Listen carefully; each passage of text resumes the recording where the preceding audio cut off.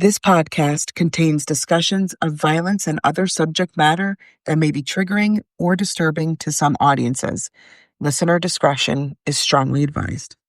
In Connecticut, because the Patriarcas got arrested in like the late 80s, so they took 20 of them off the streets in the Connecticut area. Anthony, not to cut you off there, but Genovese, Patriarca is not part of the five families. Genovese being one of the strongest by far, as far as efficiency, making money, all that, strong arm, everything. It seems like the Genovese. So where does the Patriarca family lie as far as do you have a relationship with them? I know you're in Rhode Island, Connecticut. Excellent relationship with the Patriarchas. And we had mutual respect. Don't forget, Boston's a lot bigger city than Springfield. Yeah. And so they're going to have a lot more. We had a lot of made guys, but more associates around us. We had tons of associates, dozens and hundreds of associates. And especially when you're going into the Connecticut up and through into New York, right? And that was all controlled by, the Genovese, and there was Patriarchas there. So we worked hand in hand. There was a couple incidences where, there was beefs that broke out and, there had to be settled in New York with the bosses and everything like that. But for the most part, everyone got along. Boston, Providence was the power base out of in Providence, Rhode Island. And Louis was the boss there. Raymond Patriarca Sr., then Raymond Jr., and then it went to Louis Monacchio. And then years later, it got transferred to Boston. So everyone got along good. I used to go down and meet with the bosses in Providence, Louis, and his guys that he had around him, the soldiers and his captains. And same thing in Boston with Carmen D'Annunzio and all the wise guys and captains there. And so we got along great. And you couldn't feel Italian back in the 70s, 80s, 90s growing up without, the mafia. If you're a wise guy and a violent kid, that's what the mafia is looking for. And then especially if you can make money, the mafia is looking for that. The trick is and I got away with this, but the trick is to, be violent, get the respect and make the money, but give us, have to be involved with them as little as possible. Like most of my rackets, I didn't give them any money when I was growing up. When I was doing my marijuana, they didn't get a penny. When I was hijacking trucks, they didn't get a penny. A lot of my loan shark, they didn't get a penny. A lot of my You didn't even tell Bruno that you were selling weed, right? Oh yeah, they would, because he didn't. He would kill you. Like when I got on record in 91, when I got out of prison in 1991, that's when I got out that year. Bruno came to me and put me on record with the Genovese family. That's when he came to my house, and then he put me on record with them. Meaning you want to be with us, the Genovese family, and he had to go to his boss, Skyball Schiavelli, violent little killer, right? Violent. And he goes to him and he says, "Hey, I want to put you on record." He goes to Skyball. Skyball gives him permission. Now I'm on record I can represent the Genovese crime family. I could, I'm not going to broadcast it, but yeah, I'm with so-and-so. Right. So I'm around them, but at the same time, I'm heavily involved in the marijuana business and cocaine. I was selling kilos of coke, but I don't even consider that, I would sell a few kilos a month, but I don't even consider me a big cocaine dealer, because I only had a few guys. I'd give them, a kilo to him, and get rid of a few of them a month. Same thing I do with the marijuana. If you wanted, half a key, here's a key. And I would do that. And so they didn't get any of my, we had major scores in the drug business. One score I made $470,000 in one day. They didn't get any of that. No, nothing. So yeah, I had another score I made $300,000. Yeah, I'm in the wrong business. Yeah, don't fire me, guys. I had multiple scores like that, like $200,000-$300,000 scores, at least a dozen of them at that level, and the mafia never got a penny of that. All of them are high. You never needed the mafia. No, I didn't need them. That's what I'm saying. You were a business guy. You can make money. You just know how to do it, though. So Bruno came to me and put me on record with them. All right, but I love being, like I said, growing up and fighting, and we had our gang, and we were the toughest gang, and we don't give a fuck about nobody, and this and that. And, it was time. Well, it's the same thing. An Italian growing up, the ultimate goal is to be a made member of the mafia. So if you're Italian and you were a kid growing up, that's the ultimate goal. I never cared about it. Like I cared, but I didn't thirst for it. And that's probably why it ended up happening to me. Right. They sought me out. They're the ones that kept coming up to me. They're the ones that, even when it got later on, the New York bosses saw me. It already called you down. There you go. Right. So that's it. It wasn't just the Western Mass Springfield faction, Connecticut faction that wanted me to get a made guy. The actual bosses in New York, and not just Artie, like the bosses. He had to get permission from the top bosses, and and so he got that, and I got made. We're jumping way ahead, but I got made in 03. So you can't get away without being somehow. It's just how you navigate. Now I'm not supposed to sell drugs, but I do. They come to me. We heard you're selling drugs. I deny it. Who said that? Where's their proof? And could I have gotten killed? Absolutely. I got caught with the 40 pounds in 1996. Could I have gotten killed? Bruno was going to kill me. He threatened to kill me. Told my father he was going to leave me for dead on the front steps. Bruno said that. Yeah. That's your father? Yep. Old Louis, my friend Louis the shoe. You tell this, because Bruno could have got killed for that too. Don't forget. Now he put me on record. He's responsible for me. Now he's responsible for me. Here I am, get caught with 40 pounds of marijuana. Well, they're looking at him going, well, yeah, what the hell's this kid? He's playing you for a punk. Either you're involved with him, or this kid he doesn't have no respect for you, right? You got to, and they would give the order to clip me, and Bruno was even worried. He goes, before this kid gets me clipped, I'll clip him, and clip killed, and so there was no avoiding that. And if you were a guy that was involved with that would be the extortions that we were talking about earlier. So if there was street rackets, and all of a sudden this guy over here is doing sports gambling, yeah, he's going to get approached by the mafia. He's going to report. He's going to give up something. So that's what, going back to the extortion, protections and all that. Yeah, if the guy's a loan shark, if the guy's doing the Joker poker machines, the casino games, yeah, you're going to get approached by the mafia. Drug dealers know, in our area, in bigger cities like New York and stuff, they shut down the drug dealers with us. I was a drug dealer, so it wasn't like, but it was like, I want to make money with them. 100%. You know what I'm saying? Yeah. It's like, so I'm not going to shake down a drug dealer. I'm going to go say, look, you sell marijuana. what do you say? How much? We'll buy it from me. That's my way of working with them. You know what I'm saying? Al Bruno and your mother were cousins? Yeah, they were. So on my mother's side, Bruno and my cousin, they had the same aunt. Okay. Sienna. My mother's a Sienno. Bruno's had an aunt was a Sienno. And so he always referred to me as my cousin. When we went to New York, this was my cousin, and he always referred to me as that. I got it. Okay. Now I have a silly question. No, Jesus. I do. Listen. No. Don't touch me. I live a very sheltered life. Did anybody ever say no when they were approached? To what? To get made? Yeah. Did anybody ever say no? Yeah. So, all right. So there was a guy in my area that was on record to get made, Joey Bazil. And so him and Reno Ciravolo were going to get made before me. So when Baba Shabelli was the boss in like 97, 98, and Skyball before him. Yep. And then Anthony DeLavo was going to get the reins from Baba, but they all got arrested in 2000. So they were going to make a few guys that were loyal to Baba, because Baba Shabelli's son-in-law was Johnny Bazil. Yeah. Another weasel. We can talk about the Bazil brothers. Oh, yeah. Yeah. So both cooperated, walk around and they snub their nose and they want to say this and that. Both of them cooperate, and Johnny Bazil is right in the paper, and Joey Bazil testified at the grand jury and did everything that I did with the extortions, but miraculously he didn't get charged with them. So Joey Bazil's on record to get made. And so when I had to go do that hit in New York City, for the bosses, because was that the one the night where 9 times? I went to New York, shot 9 times, right? Got it. So this is a bosses of the New York family, not just Artie. Artie has to get permission, and from the top. Bruno doesn't know about this. Bruno don't know. No freaking Bruno idea. don't know. No. And is the idea that you're going to go do this hit with Freddie and Tide, right? So Joey and Reno were supposed to come with me. The bosses, don't forget, they're on record. Yeah, they're on record to get made. So when you ask the question, has anybody said no?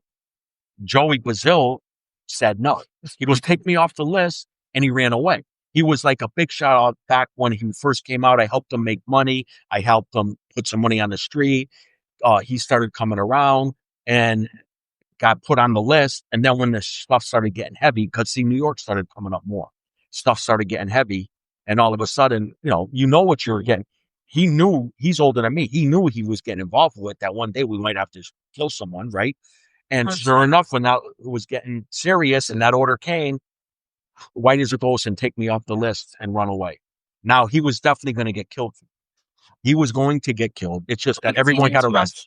Yeah, because once you're on record, that we sign up for that. That's the rule. That that's the. You don't say no to being made. No, but prior to getting made, you had to kill someone. That was like a thing that you had to participate in. So it's like, when you're saying no to the order that you got. You just got an order. You just like the boss just gave you an order. If you're working for a company and the boss gives you an order, you say no, you're fired, right? Well, in this case, you're dead. But the only thing is everybody got arrested. And that's why he's lucky that he ended up surviving that, because I was told right out of the boss's mouth, wait for now, but we're going to clip that kid. Yeah. And his brother, they're two weasels. I could go on and stories about him, but real quick. Yeah. I had a strip club I was getting involved with. They wanted to sell it. Up in Springfield? In Chicopee. Okay. His brother, Johnny, comes to me and he says, can you help me sell it? I brought these guys up from New York. You might as well say billionaires. Okay. Kevin Sisney, Sammy the Albanian, and the other Scarpa. Wow. I brought them up. Yeah. So between the three of them, they're worth over $1 billion, right? And I was going to make $1 million commission. Johnny Brazil wanted a 1.9 million. I say 2.9 to them. And I told them I'll make $1 million commission on it. I'm going to give Johnny and Joey half of that, half of the $1 million commission. Not only that, they're going to put a strip club in this spot, right? And it's going to be doing like $300,000 a week. I'm going to get 25% of it. I give the two brothers 12.5% of mine. I don't have to give them nothing. And I could have just did the deal. And I introduced them to the billionaires, all the guys, because we had to meet at Peter Picknelly's building, huge connections. So now I end up getting arrested in 2005. I get taken off the streets. The deal, we were using a corrupt mayor in Chicopee that was going to get us the licensing because we're organized crime. The deal falls through, right? So it falls apart. Now I'm in prison. I do 3.5 years. I come out in 2008, I come out. Now they all got married. When I say married, the guys that I introduced them to, the two Weasel Brazils and Sammy, Kevin, and all them now, they're all like, so they're selling all of Carabetta's real estate. Yeah. So Carabetta's getting old. He's selling it with that guy, Butch DeQuilla. He's selling it for $3 million because Butch is the guy that runs all of his property. They're getting the properties for $3 million. Like I said, New York prices, you could charge them $9 million. So they're going in, buying it up for 3.8 and selling it to my connection for 7.9. One deal, they made 4.2 million alone. That's just one deal. I come out of prison and I said, now don't forget, I was going to give them half of the things, right? I come out of prison and I said, you got anything for me?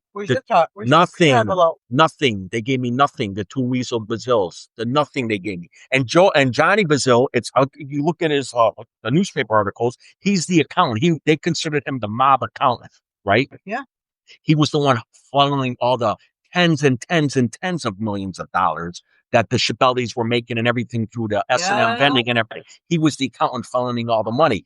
You know what they did? He put the guy, the partner in the strip club, this poor guy, right? They made him take the rap. He testified. He ended up getting the lawyer out of Boston, the same lawyer that I ended up with. Yeah. And he didn't, and he cooperated on the whole case.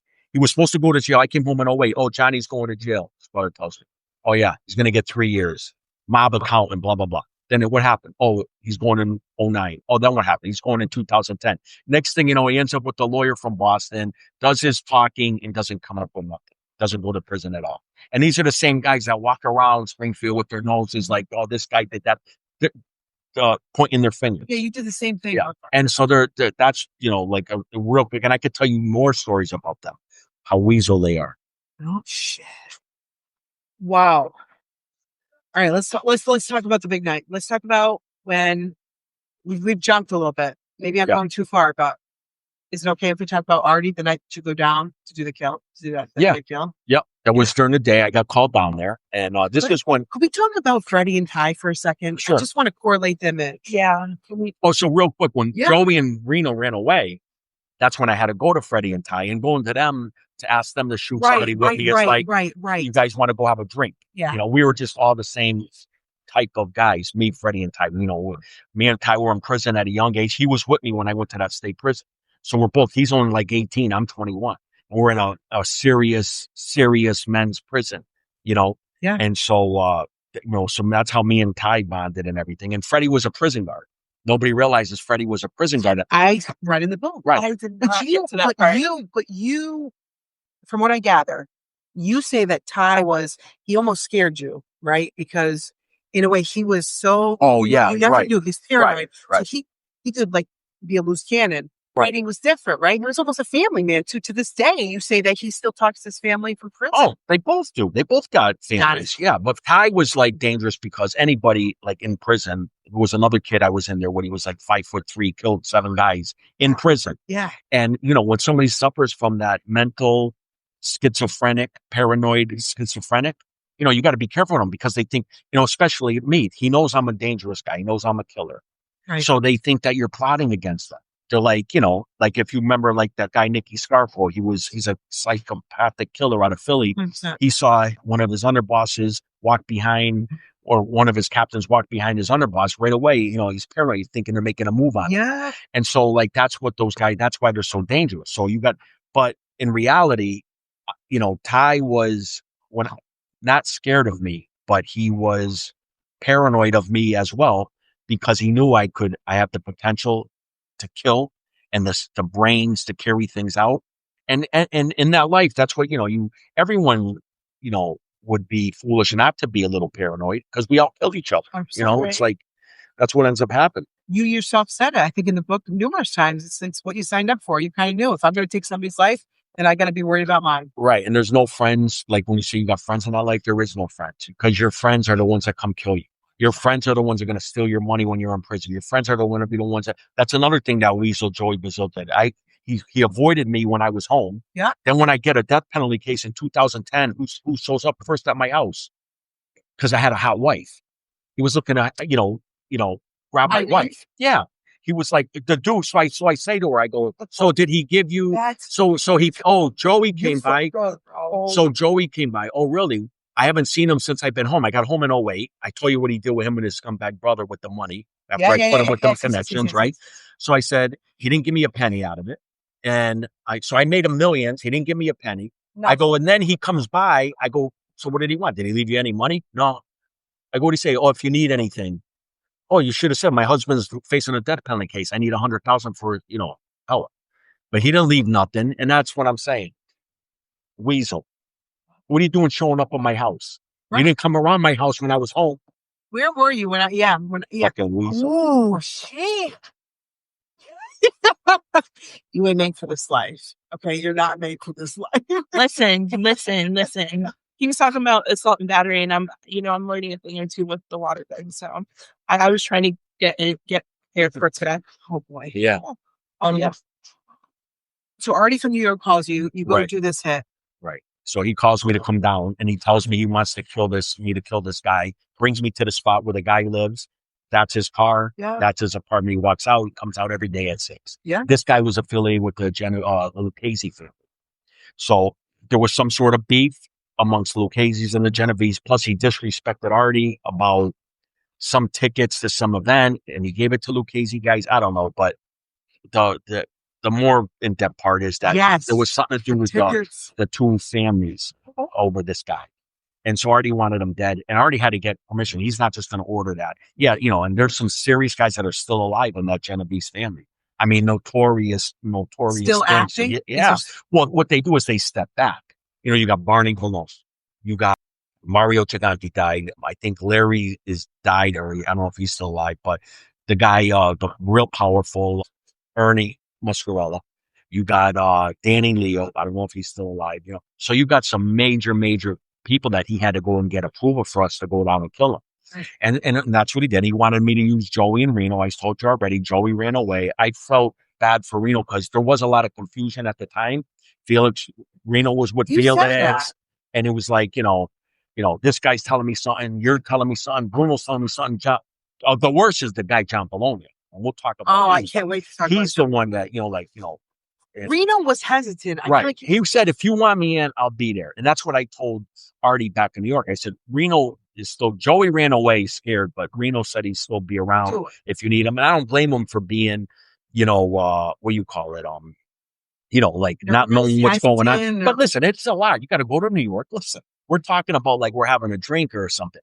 You got to get in the car, drive 2 hours to New York with guns. Hopefully you don't get caught and pulled over that at 2:30 in the morning, 3 in the morning, because you got to get there to kill them with silencers. With our records, we're getting 20 years just for that. You'd be screwed if they. So now we got to pull up to New York, get there 4-6. We got to get there for like 5:30, and look at the location and where we're going to sit and get it all planned. And that's why it took us 3 times. But, so it's not like we're talking about doing some simple thing. No. And we went down and we ended up shooting the guy 9 times and, got out of there clean and got away with that hit. Yeah.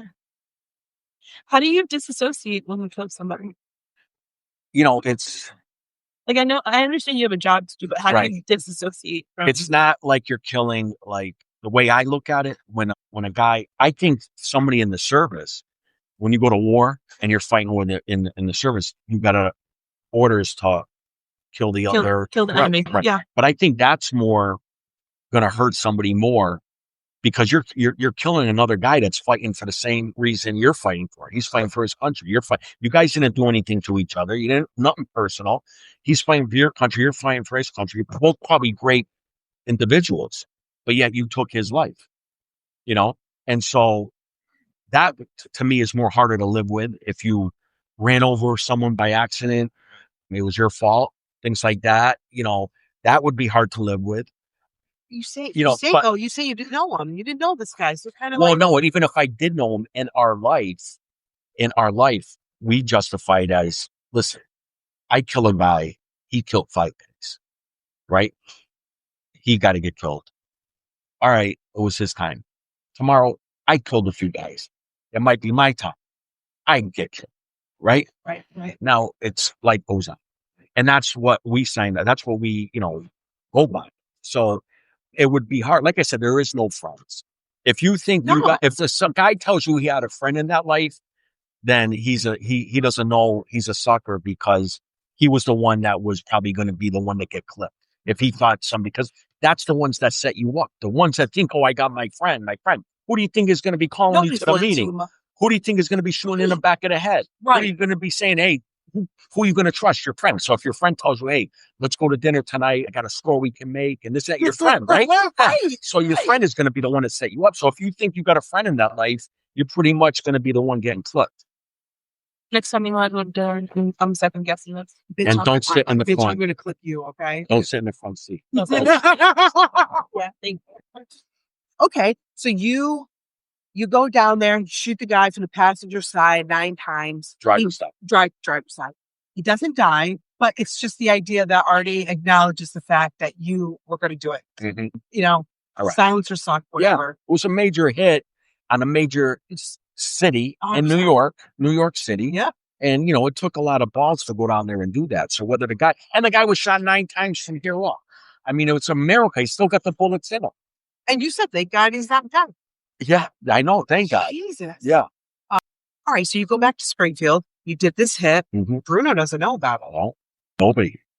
Just John Pologna, that informant, and Artie, and the New York bosses that, Is there anything that you're like, well, I can't tell anybody I did this fucking hit. But this is how you become made. This is how you get your button is by killing somebody. So is this one of the things where you're like, well, Artie knows we tried, so hopefully we get made based off that. You can't tell anybody. I wasn't looking to get made, though. You got to understand that. Yeah. We just did it to do it. It would have been like if they said, hey, come down and do it. We would have did it. I wasn't looking to get my button just because of that. I could care less about that. So, and as far as him saying like, is he going to be mad?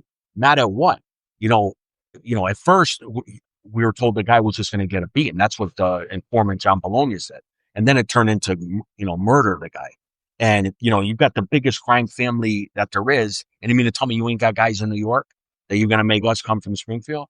So to do that and to come down there. And don't forget, New York was hanging around with me and they seen what I had in Connecticut, Western Mass, You know, when we went out everywhere, they seemed to respect the crew that I had. We would go out and, you know, something would break out and, you know, we would hurt guys really bad, if not near death. And then, so the, you know, New York guys were around us.